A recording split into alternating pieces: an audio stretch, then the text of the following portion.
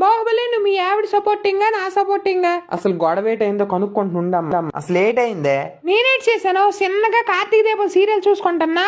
మీ అమ్మ వచ్చి మనసు మమత సీరియల్ నేను ఎందుకు వేయాలరా? మా నాన్న నాకు కట్టం కింద ఇచ్చాడు, నేను మీ అమ్మ ముఖం మీదకి రిమోట్ ఇసిరాను. అదంత పెద్ద తప్పేటమ్మా. నువ్వు దాని సీరియల్ అది చూసుకుంటా నీకేమి? మా ఆవిడ ఏటంత తప్పు చేస్తుందని ఎంత గొడవ పెడతాను.